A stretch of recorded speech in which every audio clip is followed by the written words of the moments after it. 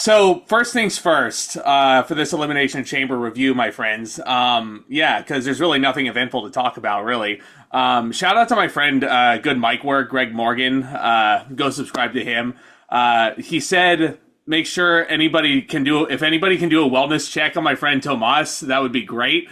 I can confirm that I have done the welfare check on Tomas here, and he is doing okay, I guess. I can't speak for him, but he is... Well, what's wrong? Are you okay? Are you okay, man? Ladies and gentlemen, welcome to the ZNT Wrestling Show. Let's talk about this. ZNT Wrestling Show, where we talk about wrestling. We laugh, we get upset, we bicker, we troll each other, we joke around, and sometimes we get sad. And sometimes we get emotionally traumatized. Let's just cut the bullshit now and go straight to it. The Elimination Chamber pay-per-view will go down as one of the most memorable pay-per-views of all time because Superman himself, the Captain America of WWE, the greatest hero of all time since Hulk Hogan, turned heel. John Cena turned heel. Something that people have been calling for, asking for, begging for the better part of 15 years. And now that John Cena's on his retirement tour, they pulled the trigger.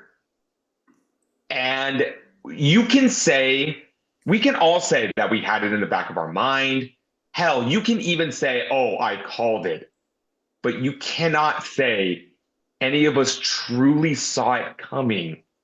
No. And the way they pulled it off was the most emotionally scarring thing I think I have ever experienced as a wrestling fan. Me sitting here at 30 years old, I've been watching wrestling for 23 years, and I thought I had seen it all. And I felt like my childhood was ripped out of my soul and destroyed. You know, there's going to be people out there saying, I think you're being over dramatic. Calm down. It's fake. Why are you getting so worked up? You're not, though. When you've been watching somebody since you were 8 years old and you had the opportunity to meet them when you were 10, when you can say you know where they were when they won all 16 of their world titles, when you devoted your life to buying shirts, staying up till like 3 a.m. during summer vacation, watching John Cena matches on YouTube, cheering this man like he is your hero, remembering watching John Cena win world titles with my late grandfather, may he rest in peace. When all of that just comes to fruition and you see this man turn his back on the fans, do things you never thought you'd see him do, it's just soul-wrenching. And I am glad that professional wrestling is in a place where it can do that to somebody. This is the biggest heel turn since Hulk Hogan in 1996. And I went back and I rewatched that. And fans threw trash in the ring. They were livid. Hulk Hogan was the biggest star of all time. And they turned him into a bad guy. And I understood the magnitude of that segment growing up as a fan, but I was 2 years old when that happened. I could have never understood it. And now I had my Hogan moment. I turned over to my friend after it was all said and done, and I said, John Cena had his Hail Hydra moment. It's going to go down as one of the greatest segments in WWE history. And that's not even, what's it called? Like bias syndrome or like recency bias. It has to, because this was a phenomenal pay-per-view. And everything on this pay-per-view mattered. But this thing was just bigger than anything else they ever could have done. And the amazing thing is, this pay-per-view main evented with a promo. Basically. And Tomas, so just to roll back the curtain a little bit, I did not watch Elimination Chamber live. I was, just doing my own thing, doing chores around the house with Lindsay. We were about to have some sort of game night when Tomas was like, you need to call me as soon as you finish the Elimination Chamber. And I'm like, he wouldn't be texting me like this if something big didn't happen. So I'm sitting here and I'm saying, like, I don't want to say I had this spoiled, but it was in the back of my mind. I'm like, there's no fucking way they did that. There's no way. And then I see this segment play out. John Cena, who has been a babyface and one of my heroes growing up too. Don't get it twisted. Like, I buy the shirts. I'm wearing the shirt now. I log on. Tomas was like, take that shit off right now. Like, he felt betrayed. He felt so betrayed by this man. If there is one thing that's gotten me through the past couple of days, it's been the memes. Good job, everybody on internet. Keep it up. These are like, we're going to get some of the best memes of all time during this video. These are some quality memes, man. They are. Just of John Cena's mean mug and his evil face. And listen, I don't want to jump the gun too much or talk about the segment in depth until we get there. But let's just say that my jaw was on the floor. I live in an apartment now. Since I have neighbors, I couldn't scream as loud as I wanted to. And it was like midnight around the time when this was going on when I was watching the stream. So, Jesus Christ. Like, again, as a fan of 20 years plus, I never thought I would see the light of day when John Cena would turn heel. But, god damn it, he did the unthinkable. He did the unthinkable. And if you want to think about this from a non-kayfabe, not fan at heart perspective, goddamn, what an unbelievable performance by everybody involved in this segment. Like, yeah, it's wild. Like, so again, we'll get into it when we get into it. We still have 4 matches to talk about. Mm-hmm. This isn't one of those, this is the only like great thing that happened on this pay-per-view. This was a phenomenal pay-per-view. This was the best Elimination Chamber pay-per-view of all time. Only 4 matches on the card. You know, there have been years where I look at the Chamber pay-per-view and just go, can we please just skip this? Can we take this out of the equation and go straight to WrestleMania? Because it just felt like in the way. Well, like, yeah, and plus the Elimination Chamber as a stipulation was cool growing up. But I think it's safe to say over the past 5 years or so, this stipulation has lost its edge. Like it definitely has. It's still a spectacle. Segue. Yeah, it's still a spectacle. It's a good segue to get, you know, the other championship, whoever didn't win the Royal Rumble, who, you know, Jey Uso picked Gunta. So Cody Rhodes still needed an opponent. And I think instead of doing a number 1 contenders match or doing a battle royal or doing a tournament, I think the Elimination Chamber is a great segue to get to that. And, you know, if you want to challenge for a world championship or WrestleMania, like, you know, you got to go through one of the most devastating structures of all time. It's become a staple to the point where wrestlers are saying, if I want to main event WrestleMania, I either need to A, win the Royal Rumble, or B, win the Elimination Chamber. So I do like it as a set piece for that. But I do understand what you're saying. It's definitely been watered down over the years. It's not, I don't view it as like a Hell in a Cell. I just view it as this is how we're going to get our number 1 contender. And I think that's what it needs to be. We've seen so many chamber matches. We've seen chamber matches for championships, chamber matches for title shots, fucking chamber matches for tag team titles, which I'm not a big fan of. We've seen for intercontinental titles, for U.S. titles, you know, ECW title. Oh, great, we're going to talk about that. Yeah, oh, fuck. Yeah, the worst Elimination Chamber of all time coming up on the Retro, ECW December to Dismember. Everybody remember that show? Remember? Yeah, but I think both chambers were very star-studded. They were great wrestling matches, and they told excellent stories. We were in Toronto at the former Skydome, now known as the Rogers Center. The Rogers Center in Toronto, Ontario, Canada. But it will always be the Skydome. Debatable. It will always be the fucking Skydome. I will never call it anything else. This is the first time WWE has been at this venue since WrestleMania 18 in 2002, where our journey as wrestling fans began. So it feels very full circle that WWE is coming back here to the former Skydome, now known as the Rogers Center. 38,000 in attendance, which I will admit I was expecting a little more. But at the same time, if attendance is going to start trickling because of these prices, I hope they trickle even more, because it's not right. You can have big attendances and still make a profit without making us put out a second mortgage on our houses to get to these WWE pay-per-views. And not have like the big name YouTubers occupy the second and third rows. Like, not to name names, but like, you know, I see these people like on their thumbnails, like, I spent $10,000 to sit second row at the Elimination Chamber. I'm like, That's Yeah, ridiculous. That is it's absolutely ridiculous. yeah, like it's honestly it's a part of the Triple H regime that I don't like. Like I get it, celebrities are a staple of pro wrestling, but you got these clout chasers and they're not even fans. They just want to use it because WWE is like one of the best clout machines out there right now, and it makes me sick to my stomach. I mean, I'm not a fan of the streamers, but I'm gonna give props to iShowSpeed for taking that hellacious bump. I'm gonna give props to the ones that actually get in the ring and take bumps. But if you're just there for clout and you don't care about the product like we do, then get the fuck out of here. Um, with that being said, yeah, that was the attendance for Elimination Chamber, and we open up with the women's Elimination Chamber match to determine who will face Rhea Ripley or Io Sky. We'll find out who the champion will be after tonight, because as of this recording, Rhea Ripley and Io Sky are set to face for the women's world title on Monday Night Raw.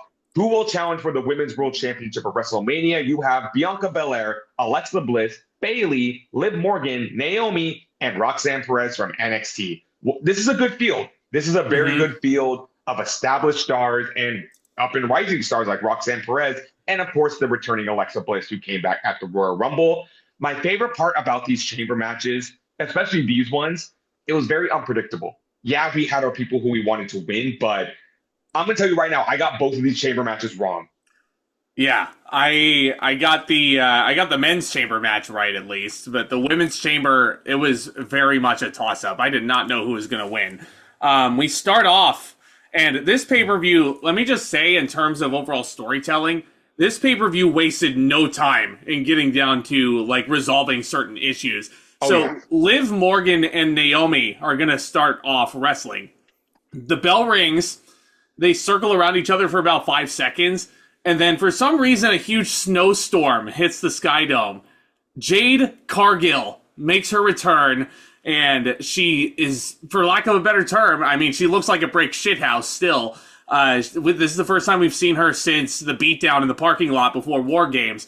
And she, for lack of a better term, she storms down the aisleway, and Liv Morgan is horrified because she is the prime suspect. And this is a very compelling whodunit style angle. Who took out Jade Cargill in the parking lot? We saw Liv Morgan and Raquel Rodriguez in that CCTV footage sauntering around shortly after Jade Cargill was discovered. So Liv Morgan, public enemy number one for her, it seems. And she's like, no, I didn't do it, please. Jade Cargill makes a beeline for the ring. The chamber door is still open. She doesn't clobber Liv, though. Naomi's the one that gets her the absolute piss beaten out of her. Yeah. Jade Cargill takes Naomi down, up, front, and center throughout this chamber, and she is walloping on her. And all while Bianca Belair is locked in the pod, and she cannot do a damn thing to save her partner. Jade Cargill obliterates this woman. And I think it's safe to say... For lack of a better term. It's safe to say I think we know who did it. Yeah, for sure. It's kind of ironic that we just reviewed the Great American Bash 2006 and how I praised Booker T for his amazing selling of the, Chavo's going to hit me, but it ended up being Ray that Chavo hit. This had very much the same feeling of that. Liv Morgan was innocent, and she truly was innocent, and she knew it doesn't matter what I say at this point. Jade Cargill's going to beat the piss out of me. I suspected it was Naomi, but I just love how Jade Cargill stormed the ring, went for Morgan, made like an immediate turn to Naomi, and just beat the piss out of her. And if there's somebody else that deserves praise in this segment, it's Bianca Belair. Because I saw this today. They actually had a camera and a microphone in Bianca Belair's pod.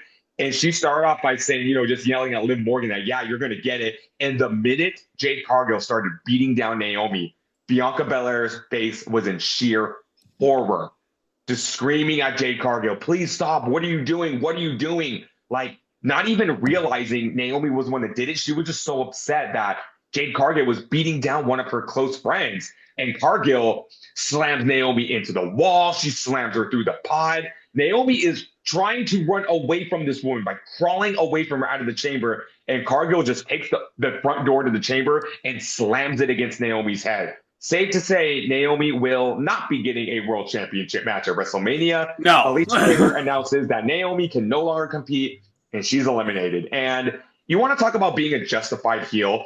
Liv Morgan. Liv Morgan was innocent this entire time. And she is screaming at Bianca Belair, I fucking told you it wasn't me. I fucking told you.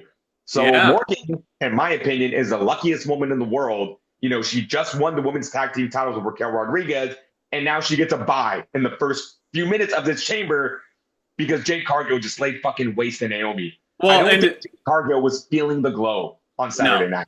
And lucky enough, like, Liv Morgan also, like, you know, safe to say she's very lucky in that she's dating a person who is armed and dangerous at all times so that he can protect her, you know? Yeah. But then again, I don't even think Dirty Dom would want to get near Jade Cargill during that rampage. No.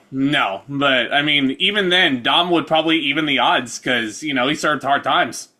He absolutely served hard times. So, Liv Morgan is left all by herself in the ring. Naomi's taken out on a stretcher. Bianca is on the verge of tears. And then, hey, she can't really wallow in self-pity for much longer because she's the next one who is released into the match. Bianca and Liv, these were the two stars of the match right here. After we get the whole Jade Cargill return angle down, which was a really well-executed angle, mind you, it was the Bianca and Liv show. These were the two MVPs of this chamber match, and nobody else came close to them. Isn't that right? Absolutely, yeah. Like, you know, we talk about a lot how Bianca Belair has kind of been missing from the world title scene for well over a year now. And I thought it was great because this pairing with Jade Cargill has been really good. They've had great chemistry. It's given Belair a break from the main event scene because the last thing we want is for the fans to turn sour on Bianca Belair. But it was this match that really reminded me why she is one of my favorite women's wrestlers in the current era, because she can fucking go. And I think Bianca Belair proved here what a good seller she is, how she put so much emotion, and her wrestling psychology has really come into fruition the past 5 years. Because when Bianca Belair's pod is released, you look at this poor girl, she's literally sitting down with her hands over her face. And I'm just going, there's no way Bianca Belair can focus on this match now. She had to crawl out of her pod. That's how distraught she was. She was sick. Like, Bianca Belair. Her anxiety about the whole situation just made her sick. But up next is Roxanne Perez, and she goes in there and she does some really sweet looking offense. She does a side Russian leg sweep on Liv into the cage. Also, can I say, and I've seen other people point this out too, Roxanne Perez's chamber, like her pod released, and she was jumping for joy, clapping.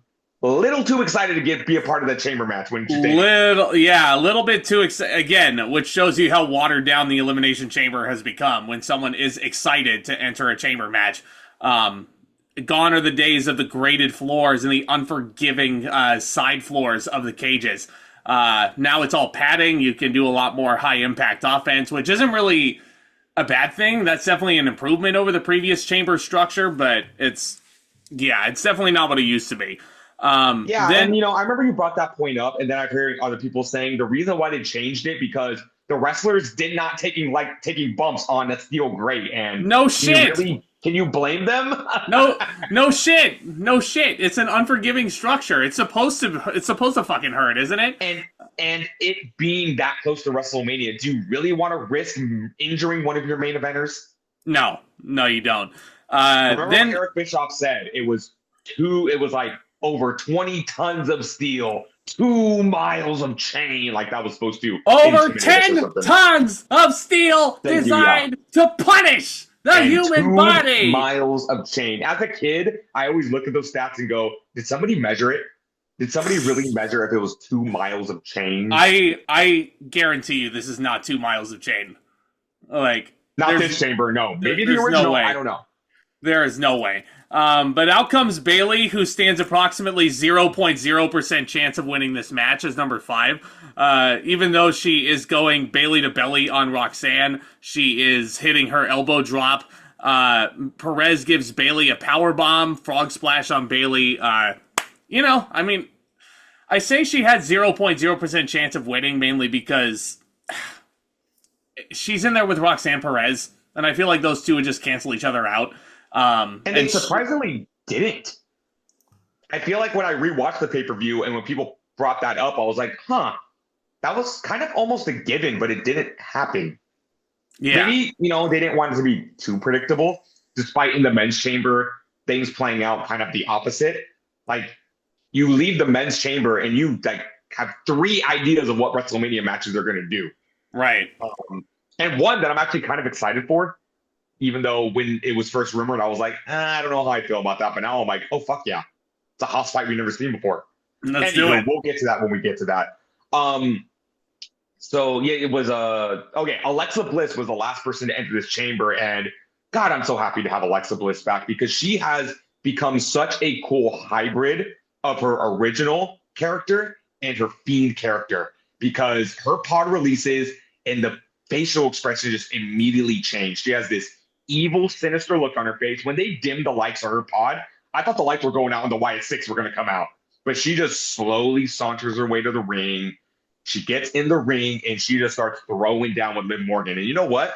That's a match I want to see in the near future. Liv Morgan and Alexa Bliss. Sign me up for that, and sign me up for the Wyatt Six against the Judgment Day. Like, because let's give the Wyatt Six something, please. Like, let's have them. Like, Dexter Lumis is injured. Ever since the Wyatt Six made their cool ass debut and murdered Chad Gable in the backstage area, literally, they really have not done anything with these guys, and but is that really a bad thing? You know what I mean? Because like, you don't want to oversaturate the gimmick. I'm kind of okay with them not being on TV as much, but at the same time, maybe not this little. Like, you want them to be there like kind of semi-regularly. I feel bad for like Dexter Lumis and Eric Rowan and Joe Gacy. Like, they're probably chomping at the bit to actually wrestle, and they're not being put on TV. So I definitely get what you're coming from there. But the Alexa Bliss stuff, like, they're slowly teasing a Wyatt Six every single time she's on SmackDown. Like, you get a little blip of the Wyatt Six. That's to letting you know, like, we knew about Alexa and Bray Wyatt's relationship. Don't think we forgot about that. Like, this is still going to be a thing. I mean, Alexa Bliss still carries around Lily. That should be more than a telltale sign that something's going to happen here. But Bliss looks very good in this match. I really enjoyed this match. Like, I know I dogged on the women's War Games match and other matches that I felt really botchy lately, but this one was pretty good. I thought the offense was really crisp, really smooth. The ladies were doing really innovative offense, including one spot near the end of the match, which, God fucking damn. This was the best women's picture of herself afterward, and I'm like, God damn. This is the best women's chamber they've ever done. Yeah, definitely. It was really good. I will go out on a limb and say that much for sure. There's a point where Liv and Bianca are climbing up to the top. Liv is trying to run away from Bianca, and they're on top of the pod. Liv is trying to climb down. Bianca with the hair whip, which I'm sure there's a hidden blade in there somewhere, because there's no way that hair makes that sound. Like, it's ridiculous. Absolutely ridiculous. But Liv Morgan takes the full brunt of the hair braid whip, and she has welts on her torso area and on her lower back, and it couldn't have felt good. It really could not have felt good. Look, I used to say that Bianca Belair's hair whip against Mercedes Moné at WrestleMania 37 was the loudest whip I've ever heard.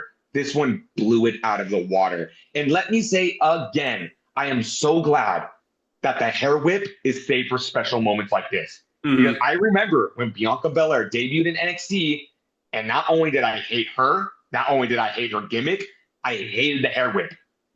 Me too. I'm so glad. Like, Bianca Belair went from somebody that I wanted off of my TV to being my favorite women's wrestler. Is that crazy or what? That's very crazy development if I've ever seen it. Ain't that the truth? So what happens next is, the hair whip thing happens, and there's just some really good moves, really good offense of the entire thing. Roxanne Perez locked in a crippler crossface on Bayley for some reason, probably because they were in Canada. Bayley with the ring IQ to get out of the crippler crossface, and then Bayley sends Perez out. Liv Morgan hits Bayley with an Oblivion and pins her. That's it for Bayley. Yeah. I'm like, a lot of these eliminations just felt like we need to get these ladies out of the chamber. Like I said, like, they could have did something cool with Roxanne Perez and Bayley, but they just didn't. And you're right, it was the Morgan and Belair show. I felt like Bayley and Perez and Bliss were just like,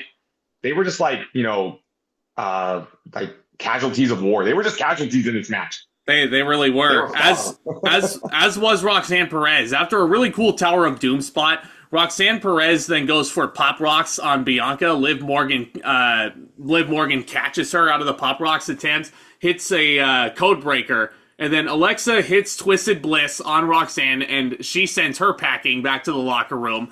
It's down to Belair, Liv, and Bliss. Belair goes for a KOD. Bliss counters it. Really nice. Liv Morgan with 3 amigos, which Wade Barrett was like, "Oh, she learned that from a boyfriend, Dirty Dom." And Dirty Dom learned it from his father. Yes, Dirty Dom passed it on from his father, Eddie Guerrero. Certainly not a deadbeat dad, unlike Rey Mysterio. Alexa Bliss hits her sister Abigail on Bianca Belair. Then Liv Morgan capitalizes, hits a jackknife pin on Bliss as she's trying to get up. And my pick is eliminated. I actually went out on a limb and said Alexa Bliss was going to take this because Rhea and Bliss was a fresh matchup. Tomas probably wouldn't have liked it because Bliss is apparently on SmackDown. Yeah, she is on SmackDown. So what? So what? And my thing is, no. Here's the thing where I'm not going to agree with the so what, because they made it apparent the minute Bliss came back that she was going to be on SmackDown. Why are they just going to flip the script and send her right back to Raw to challenge for a Raw championship? Like, I'm not a fan of anyone from the other show challenging for the Raw title, but if they're going to do that, can we at least do it with someone that's established on that show for a long time and they could easily make the swap? Like, trust me, this build's going to bug the fuck out of me because Bianca Belair is going to be on Raw when she's not supposed to be. And they can't do the swap because, A, she's still wrapped up. Did I just give away the finish of this match? I did. You did. They still need to wrap up the fucking Jade Cargill shit on SmackDown. And in case you guys forgot, Bianca Belair is married to Montez Ford, and the Street Profits are on SmackDown. So, yeah, that was my thing. But Bliss gone. I still wasn't expecting Bliss to win anyway, even though now what do you do with her WrestleMania? I think they're going to focus more on the Wyatt Six stuff. But it comes down to Bianca Belair and Liv Morgan. And Liv Morgan was my pick, so I was all behind Morgan to win this because I wanted Liv Morgan to win. Why was everybody picking Liv Morgan, though? Because we've seen Rhea versus Liv how many fucking times now? I agree. But there's Io Sky. Io Sky is the X factor in all this, and I fully expected Liv Morgan to win, Liv Morgan to mess up the title match tonight, and it turned into a triple threat because regardless of the repetitiveness of Liv Morgan and Rhea Ripley, Io Sky has been fucking one of my favorites this past year. And if she didn't to WrestleMania, I will fucking rage. Yeah, but she didn't win the Rumble. She didn't even qualify for the Chamber. But I also feel like, especially the aftermath of this match, Io Sky wouldn't be included in all this if they didn't have some sort of plan for her. Right. But from the looks of it, I don't know, man. Bianca Belair hits a kiss of death on Liv Morgan and pins her, overcomes her emotions and her anxiety over the Jade Cargill situation, and is going to WREST Elmania. Yep, exactly. WrestleMania without EST. Rhea Ripley versus Bianca Belair is the presumed match, which I am very concerned about because it feels like it's too soon. It really does. I don't think it's too soon. I think they just haven't really given us really reason to believe. Okay, how do I word this? They haven't hinted at it. Stuff. Yeah, it's the Jade Cargill stuff. Bianca Belair feels very wrapped up in that storyline. And Rhea Ripley and Bianca Belair is a match that deserves all the attention in the world on it. So why are you going to deviate Belair from her current storyline just because you feel like you don't have a credible opponent for Ripley? Well, first of all, that's on WWE for not building credible stars in the women's division. I just feel like, that's like what's a good example? It's like if they did, I don't know, CM Punk and Chris Jericho, but at the same time, Punk was wrapped up in a feud with, I don't know, John Cena. Yeah. I don't know. It's like if Punk has been feuding with Cena for 6+ months and is still feuding with him, why are you going to introduce a brand new opponent to him while he's still in the midst of that feud? I'm going to give it the benefit of the doubt. you know, now that Jade Cargill is back and she's targeting Naomi, they feel like they may be wrapped up in their own stuff. Maybe Bianca Belair just removes herself from the situation and shows up on SmackDown and says, hey guys, I don't know what's going on here, but I have a world title match at WrestleMania. But so that's you know what stupid. I'm going to go to Monday Night Raw and you guys fix your shit. That's so stupid, though. It's almost like Roman Reigns, like, removing himself from the Shield breakup situation all those years ago. You remember that? He kind of did. It was an issue with, like, Seth Rollins is revealed as the Plan B, right? He drives the chair into Roman's back. Not Dean's back, Roman's back. But it turns into an issue between Rollins and Ambrose, and Roman is off challenging for the WWE World Heavyweight Championship, all while his brothers are bickering. Damn, you're right. That's a really good comparison. That doesn't make any sense. It just feels strange. Do I want to see Bianca Belair and Rhea Ripley? Hell fucking yes, I do. That's going to be an awesome match. But I just want it to be the focal point. Like, yeah, you definitely get what I mean. But, you know, I kind of walked out of this chamber just going, oh, well, if that's what they want to do, I mean, at least it's going to be a really good match. But it just kept bugging me in the back of my head. That, like, did you have to do it now? Did you have to do this match right this very minute? It feels like they were just like, well, there's nobody else credible to face Rhea Ripley, so we're going to go with this. I feel like it would have made even more sense for Bayley to challenge Rhea Ripley because, A, we've never seen that match, and B, Bayley's not really fucking doing anything right now outside the Roxanne Perez stuff. And if that were the case, they could just make that NXT exclusive. They could just blow that shit up on NXT, but I don't know. I don't want to say they booked themselves into a corner here. I just feel like there's too much on Bianca Belair's plate now. And you're right. You're nervous. Right, though. Yeah. You're right, though. I probably would have rather seen Bayley over Bianca in this spot because Rhea Ripley, over the past 2 WrestleManias, has checked off 2 names off the 4 horsewomen hit list. Yeah. Charlotte, Becky. The only one left is Bayley. Yeah. So, might as well.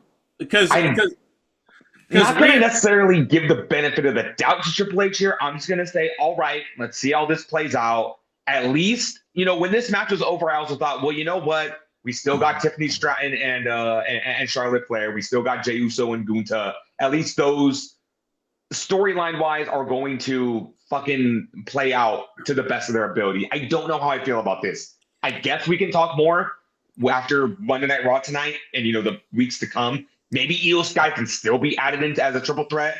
But right now, if you just look at it, you know, you just look at it in hindsight, it's just like, I don't know how I feel about it. It feels like the women's version of Hogan versus Warrior. Yeah, like, it does. It really does. But, I even had people saying, oh, well, it can't be Liv Morgan. She just won the tag team titles. You know what? Fuck the tag team titles. You're seriously going to say because Liv Morgan won the tag team titles, she can't challenge for the world title? Yes. Hello? John Cena and Shawn Michaels fought over the WWE title, and they were both the tag team champions. And you know what? They barely acknowledged that on commentary, and they didn't even come out with the tag team titles. No. So if it's WrestleMania, then yes, fuck the tag team titles. Actually, I'm the tag team champions, but anyway, it's this was a good chamber match just by itself. I think it's solid 3 3/4 for sure, maybe even 4 if I'm being generous. Just excellent stuff all around from all 6 women, like really, really good. Well, all 5 technically, because Naomi was murdered by Jade Cargill. But yeah, absolutely murdered. You know, yeah, I really liked it. Really, really good opener. I want to give this match 3 3/4 stars. I thought the storytelling was excellent. I thought the wrestling was excellent. I just, again, it's the outcome that's just like, meh. Like, I can live with it, obviously, but it just makes me, I can't stop thinking, was this really the only route we could have went? Yeah. It feels like. And then to what I said earlier, Bianca Belair makes her way up the ramp after winning the match. Rhea Ripley emerges and, you know, does the classic holding up the title against her. But then Io Sky emerges and, you know, they're really hammering in the fact that there is a world title match tonight on Raw. And just for some reason, I just can't help but think they wouldn't be including Io Sky this much if there wasn't a plan for her. You know, yeah. This isn't like what they're doing on AEW with the fucking oh, Kenny Omega challenged Takeshita for the international title. But wait, what if Orange Cassidy beats him? We knew Orange Cassidy wasn't going to fucking beat Takeshita because that's not the storyline.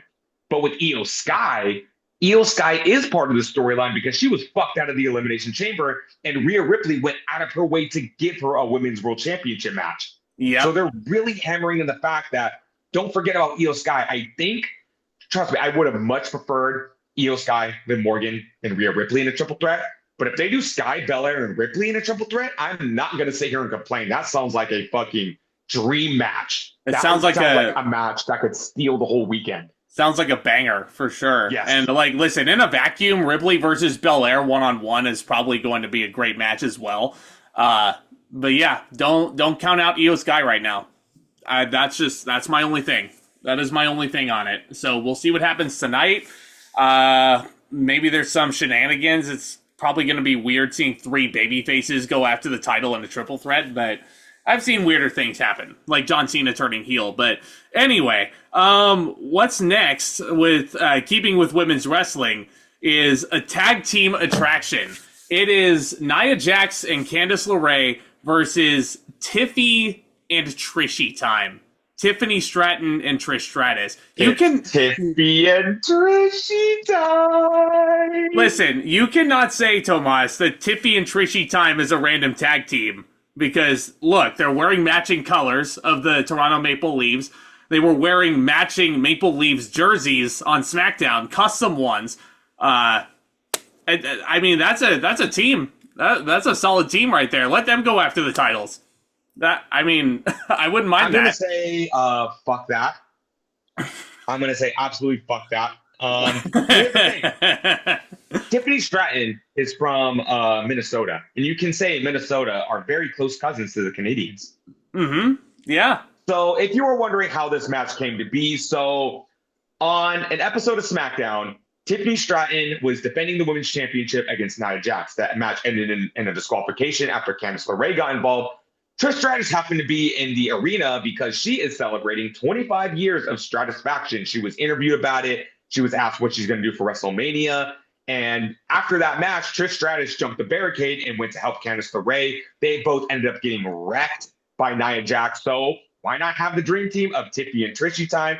Trish Stratus approaches Tiffany Stratton backstage and, basically says, let's team up to fight Nia Jax and Candice LeRae. And that's when Tiffany Stratton has the great idea to say, so you mean to tell me in Toronto, it's going to be Tiffy and Trishy time? Like, she was elated to team with Trish Stratus. Also, side note, after that whole segment, when Tiffany Stratton got beat down by Nia Jax, Charlotte Flair came out, set up a chair, and said, I choose you. So we officially have Tiffany Stratton and Charlotte Flair for the WWE Women's Championship for WrestleMania. Told you. Biggest lock on the board going into the Mania 41 card, that's for sure. Biggest lock on the board. Am very excited for that match. Let me get that out of the way right now. I think this needs to be a torch passing, and say what you want about Charlotte Flair. Say whatever you want. I'm sure you'll agree with her. Now that, she came back, they tested the waters with her. They clearly know she needs to be a heel in all this. Charlotte Flair is playing that role to a fucking T, because I love the way she just slowly strutted to the ring, set up the chair, and said, Tiffy, wake up. I choose you. And I love this story of Charlotte Flair basically saying, I'm going to walk right fucking through you and win another women's championship. And Tiffany Stratton is the underdog babyface champion. I already love it. Like, Charlotte Flair just has that fucking aura that I love so much. And this is why I'm saying right now, Charlotte needs to put over Tiffany Stratton. She needs to. She won't, though. Needs to. She won't, though. Flair, no, I'm saying right. Tiffany Stratton needs to win this match. Charlotte Flair benefits nothing from winning this women's championship. If this was the Vince era, then yeah, I would agree with you. Because you know what? Charlotte did that to Asuka. But here, and this moment, with this star, I don't care that Tiffany Stratton's already with a women's champion. She needs this win to fucking solidify her. She needs it. She absolutely needs it. Charlotte Flair can win the title literally any other time.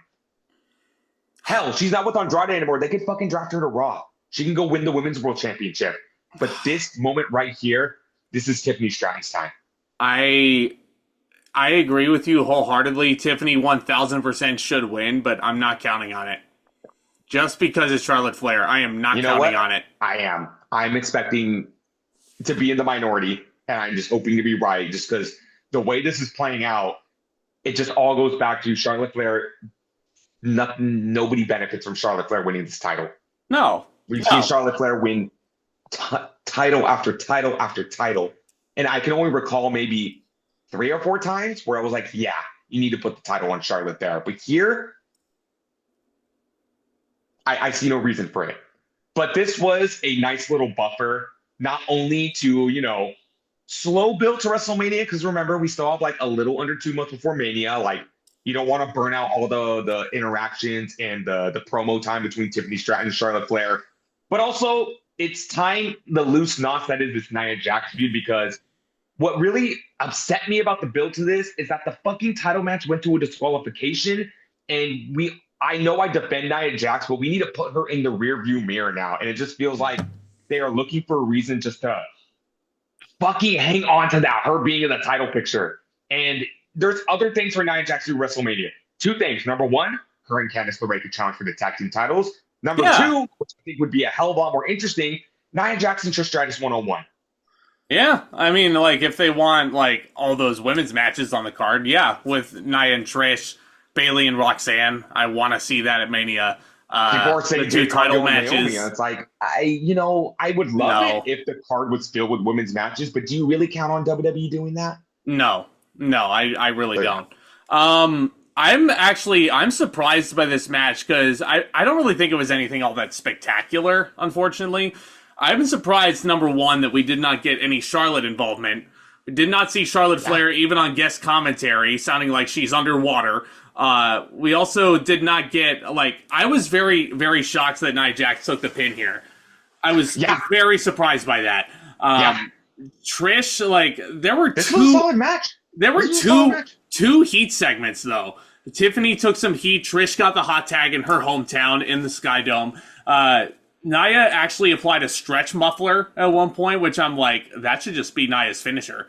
Because Jesus Christ. Yeah, no, she could, ragdoll anybody with a stretch muffler, There were a couple of the spots near the end that just, made me laugh. Because I thought this was a solid match. Trish Stratus looks amazing, by the way. Trish Stratus hits a top rope Stratus faction to Nia Jax, which is very impressive. Candice LeRae goes for a moonsault and misses and hits Nia Jax. Candice LeRae also then gets thrown out of the ring by Tiffany Stratton, and Candice LeRae just decides to die. She doesn't even fall off the apron. She just lets go and dies. And then for some reason, Tiffany Stratton feels the need to kick Trish Stratus out of the ring. Please tell me you saw that. I did see that. Why would she kick her own partner? Why'd she fucking do that? Why'd she kick her own partner? I don't know. Maybe Trish Stratus wasn't supposed to be there, and Tiffany Stratton just panicked. It was like, you need to get the fuck out. But she just fucking kicked her own partner. Get the fuck out so I can do my Christopher Daniels tribute here. She goes up, she hits the prettiest moonsault ever on Nia Jax and pins her. Are we sure Tiffany Stratton's a babyface? She just fucking kicked her partner. She is 1000% a babyface. Do you hear how this crowd is reacting to her? Maybe next time don't kick your partner, especially your retired Hall of Fame partner that really went out of her way to have your back in this match. Went out of her way to not only have your back in this match, but is also wrestling in front of her children for the first time. Yeah, maybe don't do that. Maybe don't do that. God, I feel all Trish Stratus's kids, I think, are teenagers now. Fucking hell! You want to go even older? Trish Stratus is 49 years old. Fuck, man. She doesn't look 49. No, she does not. That's what yoga will do for your kids. So make sure you do your downward dogs every day, because you want to look like Trish Stratus, do your yoga. Do your DDP yoga, whatever yoga you prefer. I want to do DDP yoga. Yeah. I don't even know if Trish Stratus does DDP yoga. I think she just has her own, little yoga planet. But anyway, baby faces go over, and it's a nice hometown pop for Trish Stratus. I'm gonna go 3 on this. I'm going to go 3. Yeah, this was solid. It was nice to see Candice LeRae on pay-per-view. Nia Jax didn't look half bad either. Good stuff, guys. Really, really good stuff. But I think this was, as much as I hate to say it, this was the hometown crowd match. Like, I agree. I would have liked to see some Charlotte Flair interference, even them costing the match. But, they're trying to tie loose ends with this Nia Jax feud. And this is why I don't like disqualification finishes, especially in title matches. This should be the blow-off right here. But I have a feeling they're going to run back Tiffany Stratton and Nia Jax one more time. Can we please get that out of the way just so we can solely focus on Tiffany Stratton and Charlotte Flair? Because that is a fucking money match. Mm-hmm. It should be. It should be. Right. But you want to talk about personal feuds now? Yes. This was I don't know, man. It's a toss-up between this and the main event for my favorite match on the show. Like, if you were to argue for either one, it's a good argument to make. Two Canadian boys. Two boys that grew up in the industry together. They've teamed together. They've been babyface together. They've been heel together. One's been a heel, the other's been a face, and vice versa. Sami Zayn said it best. We are destined to do this forever. It's Sami Zayn versus Kevin Owens in an unsanctioned match. Yep. How do we get here? It's one of my favorite feuds ever because you can always circle back to it. Like I said, Zayn and Owens have been babyfaces together. They've won the tag team titles in the main event of WrestleMania together. They've been heels together, teaming at WrestleMania as heels. Zayn's been the face, Owens has been the heel. Owens has been the face, Zayn has been the heel. Hell, Sami Zayn was a different fucking person when they first started feuding. They are destined to do this forever. And let's go back to the Royal Rumble. Sami Zayn was there after Kevin Owens tried to manipulate his friend into helping him win the WWE Championship. Zayn didn't do it, but Sami Zayn sure was there to help Roman Reigns in the Royal Rumble. The minute he hit the ring, Kevin Owens is heartbroken again. Kevin Owens is right. Kevin Owens stormed Monday Night Raw. He package pile drove Sami Zayn and basically said, you stabbed me in the back. How dare you? You wouldn't help your best friend, but you're going to help a guy that put you through all this torture the past few years. So Sami Zayn wanted a match with Kevin Owens. General Manager Adam Pearce refused to sanction it. Said, if I sanction this match, and then he kept saying that word, I'm like, I know where this is going.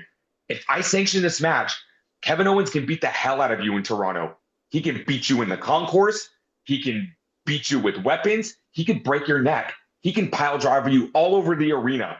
Yeah. You need to end your career. And Sami Zayn says, I need this match. If you sanction this match, I can beat the hell out of Kevin Owens. I can beat him in the concourse. I can pile drive him a million times. I could end his career. So sanction the match. And Adam Pearce, fine. I'm not going to sanction it, though. So we got to unsanction. The line was Adam Pearce said, it's going to be Sami Zayn versus Kevin Owens at Elimination Chamber. And that's not official. It's unsanctioned. Because Adam Pearce is great. Adam Pearce's whole gimmick is, and that is official. But he did not make this match official because, it's unsanctioned, obviously. And I appreciate so much that WWE has evolved to the point where they can, add these little touches to show that they do not want to be held responsible for anything that happens in the match. They blur out the turnbuckles so that the logo is not there. Real quick, before we get into that, though, can we talk about how Kevin Owens showed up to Sami Zayn's house and recorded him with his family? Can we talk about how Sami Zayn went to Kevin Owens' mom's house just to talk to her? These guys are best friends in real life, and now they're stalking each other. I'm not saying this is where the feud goes to die, because this feud is never going to die, but goddamn, they really took it to a new level. But like you said, we've poked fun at unsanctioned matches. Hell, an unsanctioned match is my favorite match of all time, Triple H and Shawn Michaels. But they finally went to some extent to make it unsanctioned. Because I've always said, if it's unsanctioned, why is it being advertised? Why are they, saving a time slot for it? Yeah. Why is there a referee? Why is there entrance music? Why is there commentators? In my opinion, an unsanctioned fight needs to be, I'm going to find you in the parking lot. I'm going to find you backstage. We're going to beat the shit out of each other, and no one can get involved. I don't want to see referees. I don't want to see security. No one's allowed to touch us. And you know what? The fight ends when one of us is knocked out. Say what you want, an unsanctioned fight, a good example of that is Undertaker versus DDP from King of the Ring '01. They didn't really advertise that, but Taker, and as stupid as it was that they buried DDP 6 feet under that night, that was basically, there wasn't a referee. Undertaker was just out there beating the piss out of Paige. This one, once upon a time, Kevin Steen and El Generico had a fight without honor at Final Battle 2010. It's my favorite Ring of Honor match of all time. These guys, dare I say this is their best WWE match? Yes. Like, I can't say this was better than the fight without honor. I can't do it. That's fair. You can even argue that this wasn't better than Ladder Wars, but WWE wise, yes. I love their Battleground match. That was an amazing match. Hell, I thought the WrestleMania match was pretty underrated. I just wish it got 10 more minutes and better build. And no Logan Paul involvement, please. But this one, holy shit, this was excellent. The storytelling was excellent. The spots were excellent. You could argue that it was your standard WWE street fight, but they took some hellacious bumps in this match. I think the only way they can go a step further is if these guys fought in Hell in a Cell, which I'm sure we will see within the next 5 years. We're going to see it within the next 5 years. Hell in a Cell will be a lot more brutal than this turned out to be. And trust me, there were some brutal spots in here. And lo and behold, of course they're going to have an excellent match. They have great chemistry. They know each other inside and out. I love the touch of the arena lights being a lot more dimmed and just a spotlight. It had an underground feeling to the match. Referee Rod Zapata was only wearing a plain black t-shirt, didn't have the normal referee shirt on. He was just out there to call for the submission or count the pinfall. That's all he's there to do. These guys... Props to Alicia Taylor, who really brought the big fight feel to this match when she was explaining the rules. I know, she's no Samantha Irving, but I think she's an excellent ring announcer.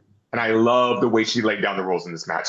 She's pretty cool. But yeah, so Owens and Zayn, they start a fighting. They go up the concourse. Sami Zayn introduces a hockey stick.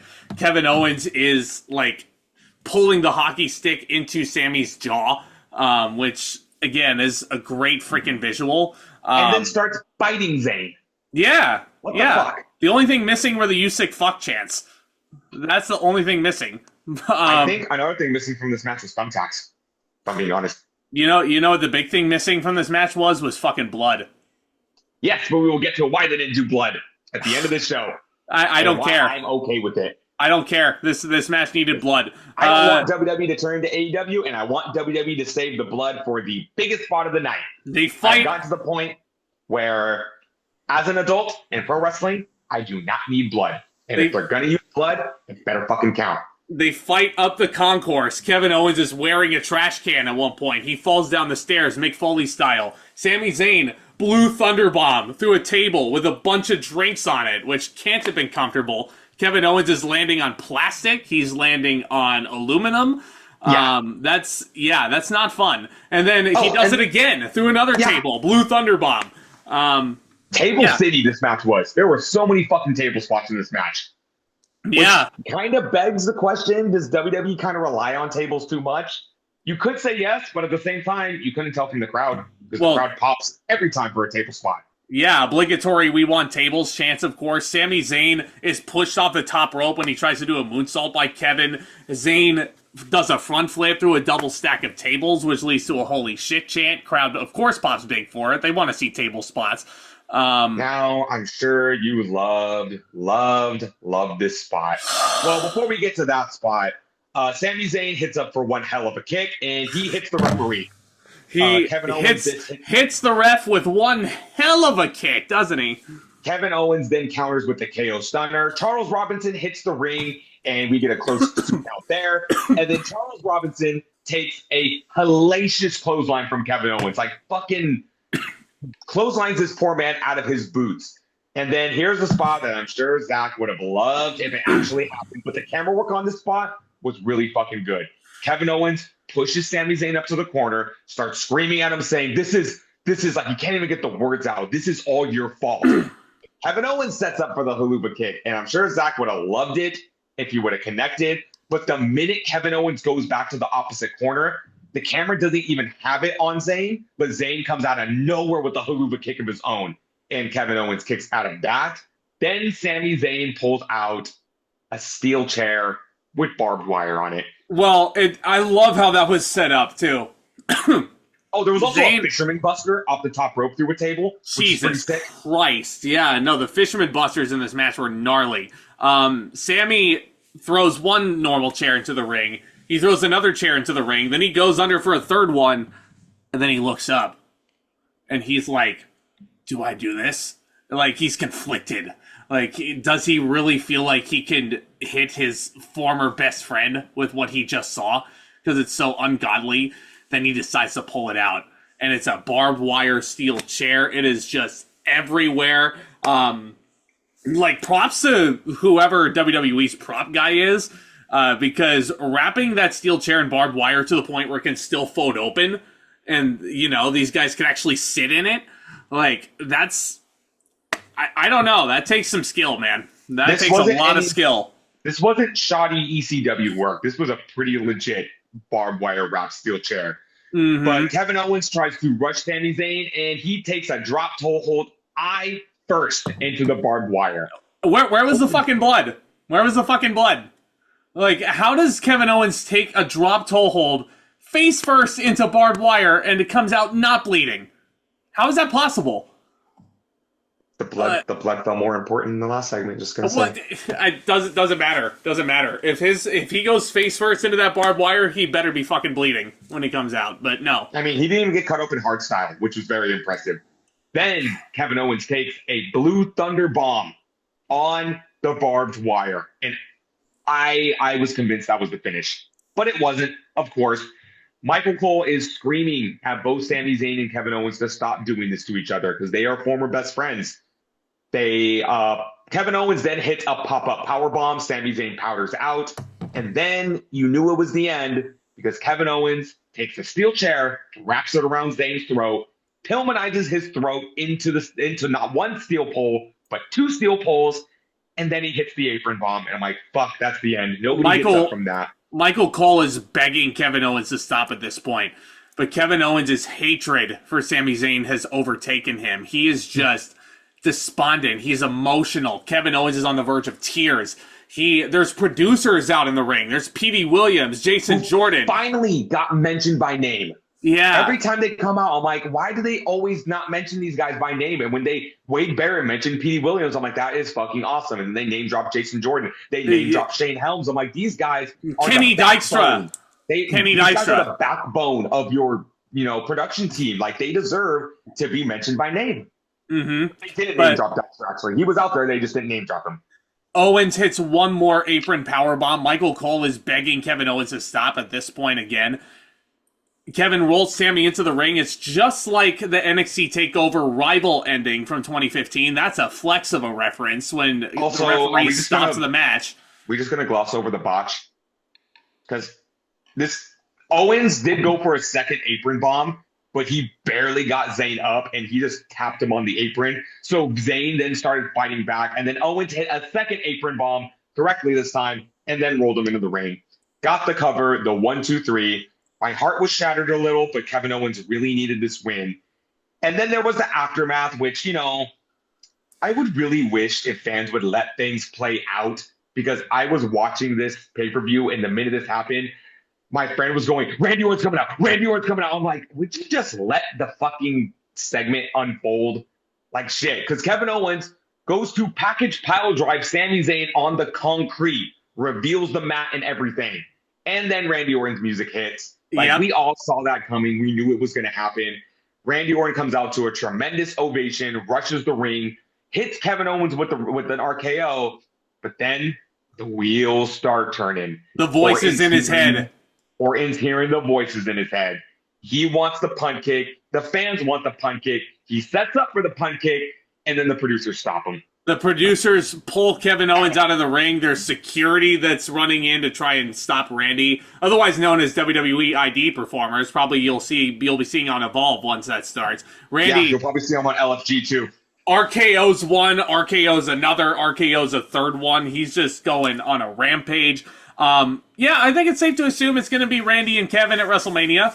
Randy Orton and Kevin Owens is the match I called a few months ago, and it's perfect because Think about it. These guys made their alliance last year around WrestleMania time.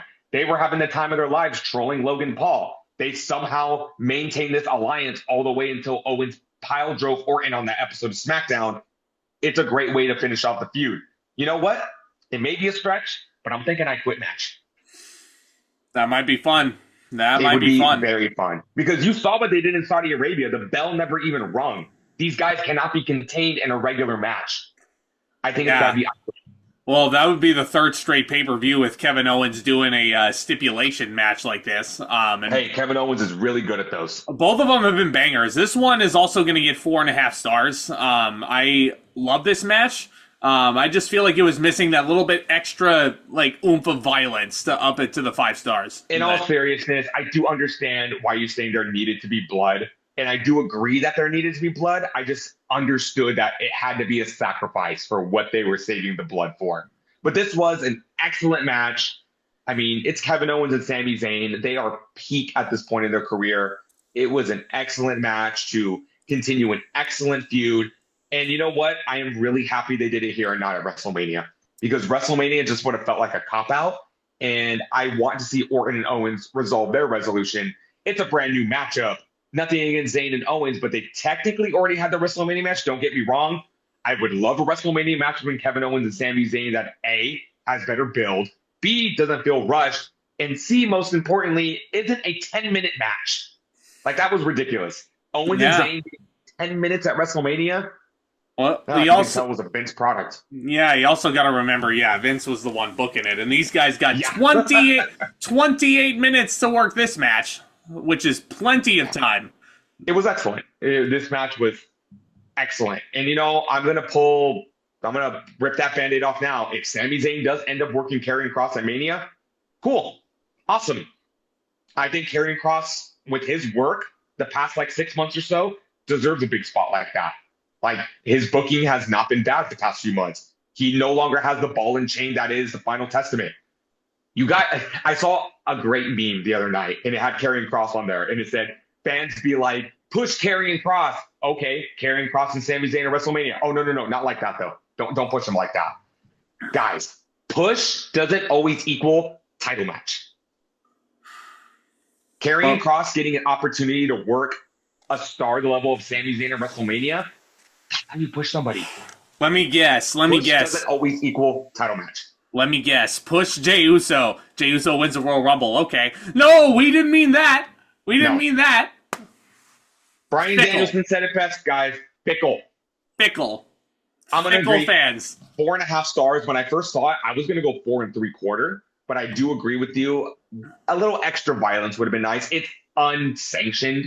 So if they were just going to do what they did here, which was great, don't get me wrong, they could have just made it a street fight. They could have just made it a regular match. But I know they wanted to make it personal, and I love the storytelling. This is easily, to me, the best Kevin Owens and Sami Zayn match in WWE. Even though they have great chemistry, I didn't love their match at Payback. I thought it was all right. I love their match at Battleground. I love their match they had at NXT. This is easily the best match they've had. Yeah. We were in attendance when they won the tag team titles, and that was awesome. I love when they were there for Bryan Danielson's return. That was awesome. But one-on-one, this was the fucking best match. Yeah. No, I also think if I'm nitpicking a little bit more, I think Sami could have sold his neck a little bit more. But it's, again, neither here nor there. Sami's still a great professional wrestler. But I'm very just strange how Randy Orton was put on the shelf for 4 or 5 months with the package pile driver. Yeah. Cody back from it in 2 weeks. Hell, Sami Zayn came back from it in 1 week. Yeah. Yeah, and meanwhile, when Randy's making his entrance, he was selling his neck way more than Sami was in this match. Yeah, I guess you could say Randy Orton has a stack of neck he calls a dime. Yeah, a stack of necks you call a dime. But okay, it is already main event time, isn't it? It's getting to that point. In the men's elimination chamber match, real quick, what's up? So it was at this point after this match, I was thinking, guess it's time for Rock and Cody. And they started promoting this match, and I'm like, oh, we're closing the pay-per-view with the promo. Yep. Awesome. I'm getting really tired of The Rock. Those are my exact thoughts. I'm getting tired of The Rock. Meanwhile, last year on this very podcast, while you were sitting right there, you were saying during The Rock's entrance, you were like, you just stopped what you were doing and you were just looking at The Rock. Oh, yeah. I mean, at the end of the day, it's The Rock. I love The Rock. He's my second favorite wrestler of all time, but but Rock's I can't say always that now because what we're getting is awesome, but just the awkward build to this was just like, do we really need The Rock? The answer is yes, we do need The Rock. Yeah, we do. We always have needed The Rock. You can't. We do need the cock. You can't stop The Rock. But anyway, can't stop the cock. You cannot. I want your soul. But anyway, what we have is in the men's elimination chamber. You get Drew McIntyre. You get Seth Freakin Rollins. You get Damian Priest, Logan Paul, CM Punk, John Cena. In his last Elimination Chamber match ever. Mm-hmm.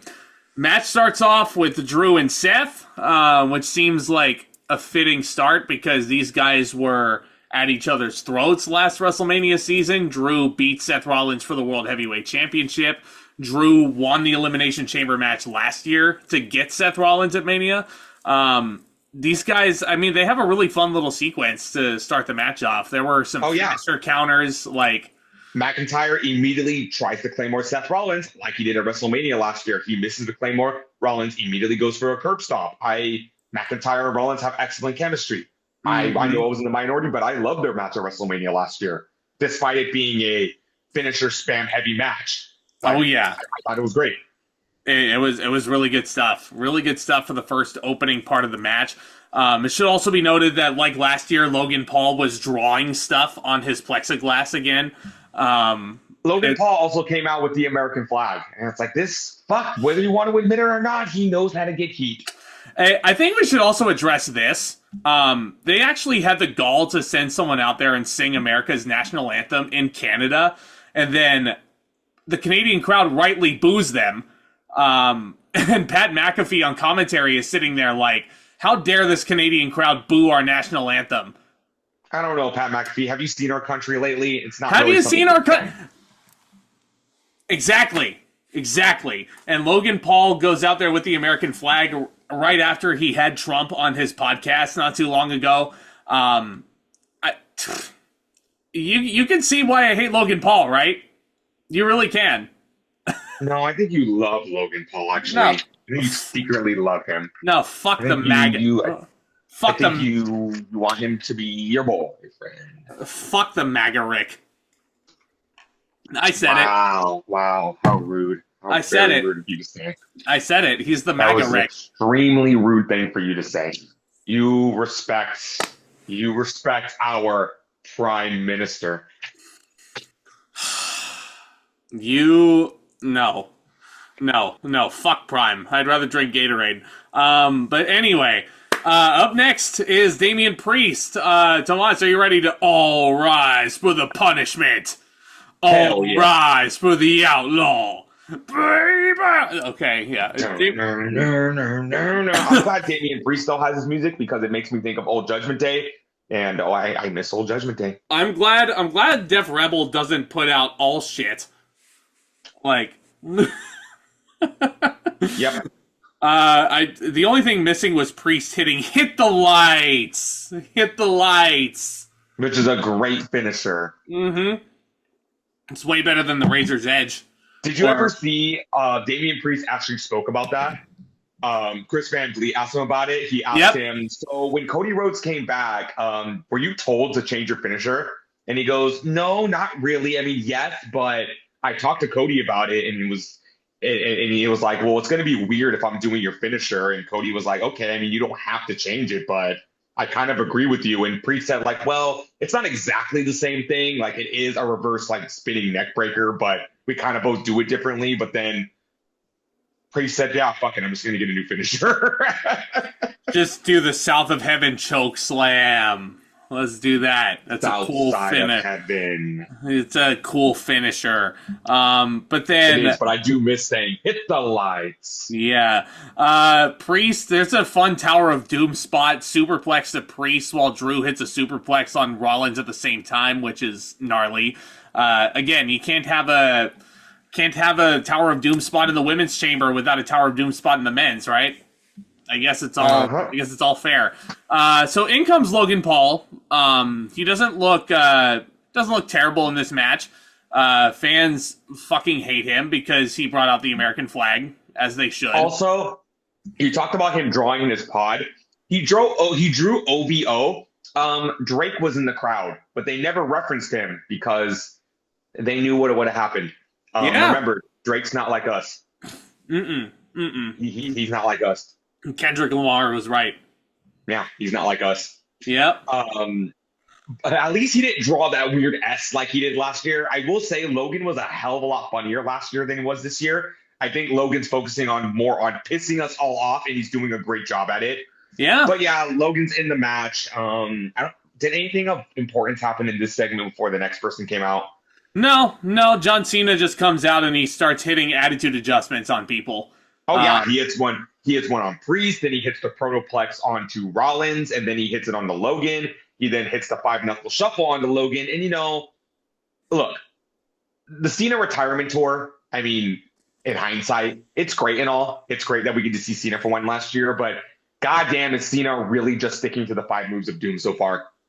He's not pulling anything out of the chamber. He's not pulling anything out. No Code Red, no Hurricane Ranas, none of that cool shit he was doing 10 years ago. No springboard stunner. Yeah. Cena realizes this is the last year. I'm going to do my shit. Protoplex, 5-knuckle shuffle, attitude adjustment, spam attitude adjustment everywhere. Like, I'm not saying Cena's phoning it in. He just realizes he's not putting his body in any jeopardy before he retires. No. I thought about this for Cena for the past couple of years. Like, it's great. And, Cena's very much evolved to hang with the wrestlers of today, but he is very much sticking, if it ain't broke, don't fix it mindset. He knows everyone's going to pop for the 5-knuckle shuffle. He knows they're going to pop for the shoulder blocks. He doesn't really need to prove himself anymore. No, he doesn't. He doesn't really have to necessarily try. And I'm sure if Cena gets injured, his agent is going to come after him, just like they came after Dwayne 12 years ago for tearing his muscle off of his pelvis at WrestleMania 29. You know what? I'm going to say that's Rock's fault for not being in ring shape. That's Rock's fault for hitting Booker T's finisher, right? Rock bottom, but also Rock goes. Yeah. Chill bumps. But Drew actually does hit John Cena with a Claymore. And then, out of nowhere, Damian Priest with a crucifix pin on Drew McIntyre, unceremoniously eliminating him for the second straight month. It's Damian Priest's fault once again. Drew McIntyre is beside himself. Drew McIntyre really is a master of storytelling, is he?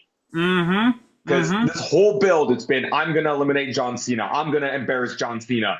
He took his eye off the ball with John Cena, and he got eliminated by Damian Priest again. Yeah. Like you said, second time in a row that Priest has cost McIntyre a shot at WrestleMania, which we all know how obsessed Drew McIntyre is with winning back the world title. And you know what? With that being said, yeah, McIntyre and Priest at Mania. I'm all for it. People are sitting there looking at this scenario going, oh, this is just Damian Priest is Triple H's boy. They're just looking for an excuse to get him on the card. Guys, who cashed in Money in the Bank on Drew McIntyre last year at WrestleMania? Priest. Who beat Drew McIntyre in his hometown to retain the world title? Priest. Yeah, there's history. Who beat Drew after Drew cashed in Money in the Bank because of CM Punk? Priest. I think people were so focused on CM Punk that they forgot that Damian Priest was present and the one who pinned Drew McIntyre. And the champion. Damian Priest was the champion for a while last year. Yeah, so there is history there, guys. Drew McIntyre is going to go on a fucking tear on SmackDown telling Damian Priest, you cost me my moment at WrestleMania. You cost me my chance in my home country of Scotland. You cost me the Royal Rumble, and now you cost me Elimination Chamber. The story wrote itself. You guys are just so damn focused on oh, well, Drew McIntyre needs a bigger opponent. Damian Priest is a big opponent. And that match is Damian Priest, not like that, though. That match is going to rule. It's going to be a great hoss fight. If you guys did not see their match at Clash of the Castle, I think you guys are in for a great one because they had a great match there, and they'll have a great match at Mania, which I'm sure is going to be Drew McIntyre getting his win back, probably by cheating, because Damian Priest has always had the upper hand on Drew. Like, it's almost like Damian Priest has been Drew's kryptonite for a while. Oh, yeah. And that could be a feud that stretches across multiple pay-per-views. It doesn't have to end at WrestleMania. These guys can keep each other occupied. I don't want to say blow it off at SummerSlam, but they could have matches leading up to SummerSlam. And then, yes, Drew McIntyre can go back to the world title picture. It's going to be interesting, but don't sit there and say, Priest and McIntyre is a random match. They just want to get Priest on the card. Blah, blah, blah, blah, blah. There's history there, guys. Yeah. So, speaking of history, last but not least into the chamber is one CM Punk. A man who had a killer match with Sami Zayn on Raw to qualify for this, and one of the best TV matches all year so far. Punk, hilariously, one of his lights inside the pod kept falling off due to physics, and Punk at one point just like gave up and just decided not to put the light back. I never thought I'd say this, but CM Punk is a goddamn national treasure, because not only is he trying to fix the lights on his pod, when it's his turn to come out, he looks at the referee and screams, "We know it's me, fucking open the pod." And he makes a good point, like, no need to do the flashing lights, no need to like shine it on his. He's the last one to enter. Open the pod. Yeah, exactly. Exactly. CM Punk rams Logan Paul's stupid-looking face into the chain, and then we get the face-off between him and Cena. Cena looks at him, and he's like, "I missed you." And Punk's like, "I missed you too, buddy." But we don't get physicality from them yet. Rollins and Logan Paul interrupts the fun. Cena and Rollins do the... So Cena tries to go after Punk, but Rollins pulls Cena off, and he's like, "You stay away from him. He's mine." Go back to Hollywood and film some movies. He's mine. Is it fair to say that Seth Rollins' obsession with CM Punk is getting a little unhealthy? I have a question.